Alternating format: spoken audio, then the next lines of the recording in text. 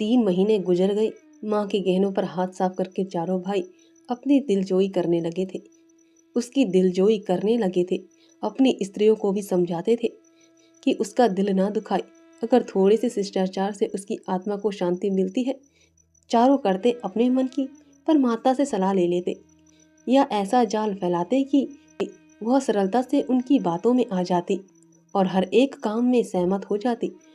बाग को बेचना उसे बहुत बुरा लगा था, लेकिन चारों ने ऐसी माया रची कि वह उसे बेचने पर राजी हो गई। किंतु कुमुद के विवाह के विषय में मैं तक्य ना हो सका। माँ पंडित पुजारी लाल पर जमी हुई थी, लड़के दीन दयाल पर अड़े हुए थे। एक दिन आपस में कलह हो गई। फूलमती ने कहा, माँ बाप की कमाई में बेटी का हिस्सा भी है। तुम्हें 16,000 का एक बाग मिला, 25,000 का एक मकान, 20,000 नकद में, क्या 5,000 भी कुमुद का हिस्सा नहीं है? कामता नाथ ने नम्रता से कहा, अम्मा, कुमुद आपकी लड़की है तो हमारी बहन है। आप 2-4 साल में प्रस्थान कर जाएंगी, पर हमारा और उसका बहुत दिनों तक संबंध रहेगा। तब हम यथाशक्ति कोई ऐसी बात ना करेंगे जिससे उसका अमंगल हो। लेकिन हिस्से की बात करती हो तो कुमुद का हिस्सा कुछ नहीं। दादा जीवित थे तब और बात थी। वह उसके विवाह में जितना चाहते खर्च करते, कोई उनका हाथ ना पकड़ सकता था। लेकिन अब तो हमें एक एक पैसे की किफायत करनी पड़ेगी। जो काम 1000 में हो जाए उसके लिए 5,000 खर्च करना कहाँ की बुद्धिमानी है।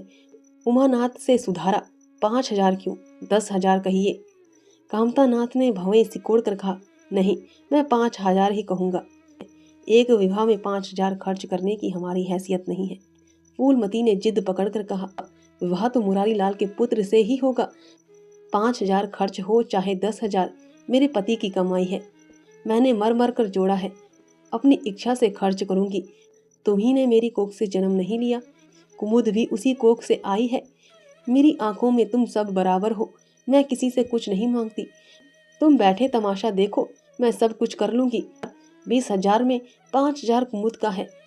कामतानाथ को अब कड़वे सत्य की शरण लेने के सिवा और मार्ग ना रहा। बोला, अम्मा, तुम बरबस बात बढ़ाती हो। जिन रुपयों को तुम अपना समझती हो वह तुम्हारे ही नहीं है। तुम हमारी अनुमति के बिना उनमें से कुछ खर्च नहीं कर सकती। फूलमती को जैसे सर्प ने डस लिया। कहा, क्या कहा, फिर कहना। मैं अपने ही सचे रुपये अपनी इच्छा से खर्च नहीं कर सकती। वह रुपये तुम्हारे नहीं रहे, हमारे हो गए। तुम्हारे होंगे, लेकिन मेरे मरने के पीछे नहीं, दादा के मरते ही हमारे हो गए। उमानाथ ने बेहयाई से कहा, अम्मा, कानून कायदा तो जानती नहीं, नाहक उछलती हो। फूलमती क्रोध विहल होकर बोली, भाड़ में जाए तुम्हारा कानून। मैं ऐसे कानून को नहीं जानती। तुम्हारे दादा ऐसे कोई धना सेठ नहीं थे। मैंने ही पेट और तन काट कर यह गृहस्थी जोड़ी है, नहीं आज बैठने की छाह ना मिलती। मेरे जीते जी तुम मेरे रुपये नहीं छू सकते। मैंने 3 भाइयों के विवाह में 10-10 हजार खर्च किए हैं, वही मैं कुमुद के विवाह में भी खर्च करूंगी। कामतानाथ भी गर्म पड़ा, आपको कुछ भी खर्च करने का अधिकार नहीं है। उमानाथ ने बड़े भाई को डांटा, आप खामखा अम्मा के मुंह लगते हैं भाई साहब। मुरारी लाल को पत्र लिख दीजिए कि तुम्हारे यहाँ कुमुद का विवाह ना होगा, बस छुट्टी हुई। कायदा कानून तो जानती नहीं, व्यर्थ की बहस करती है। फूलमती ने संयमित स्वर में कही, अच्छा क्या कानून है, जरा मैं भी सुनूं। उमा ने निर्ही भाव से कहा, कानून यही है कि बाप के मरने के बाद जायदाद बेटों की हो जाती है। माँ का हक केवल रोटी कपड़े का है। फूलमती ने तड़प कर पूछा, किसने यह कानून बनाया है? उमा शांत स्थिर स्वर में बोला, हमारे ऋषियों ने, महाराज मनु ने। और किसने?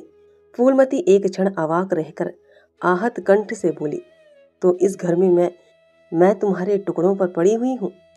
उमानाथ ने न्यायाधीश की निर्ममता से कहा, तुम जैसा समझो, फूलमती की संपूर्ण आत्मा मानो। इस वज्रपात से चित्कार करने लगी। उसके मुख से जलती हुई चिंगारियों की भांति यह शब्द निकल पड़े, मैंने घर बनवाया, मैंने संपत्ति जोड़ी, मैंने तुम्हें जन्म दिया, पाला, और आज मैं इस घर में गैर हूँ। मनु का यही कानून है और तुम उसी कानून पर चलना चाहते हो। अच्छी बात है, अपना घर द्वार लो। मुझे तुम्हारी आश्रिता बनकर रहना स्वीकार नहीं।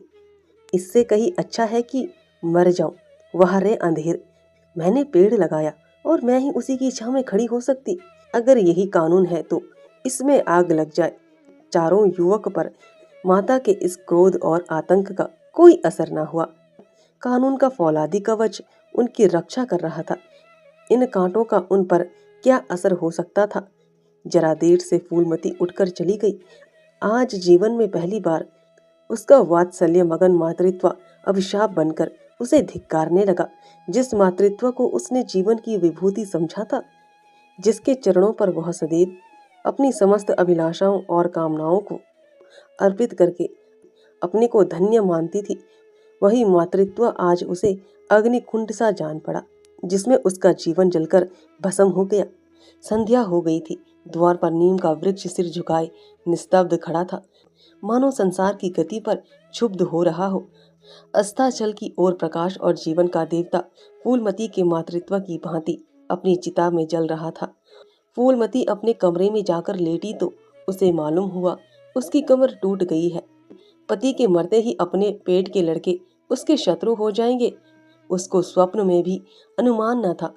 जिन लड़कों को उसने अपना हृदय रक्त पिला पिला कर पाला, वही आज उसके हृदय पर यूं आघात कर रहे हैं। अब वह घर उसे कांटों की सेज हो रहा था, जहां उसकी कुछ कद्र नहीं, कुछ गिनती नहीं। वहां अनाथों की भांति पड़ी रोटियां खाए। यह उसकी अभिमानी प्रकृति के लिए असह्य था, पर उपाय ही क्या था। वह लड़कों से अलग होकर रहे भी तो नाक किसकी कटेगी। संसार उसे थूके तो क्या और लड़कों को थूके तो क्या, बदनामी तो उसी की है।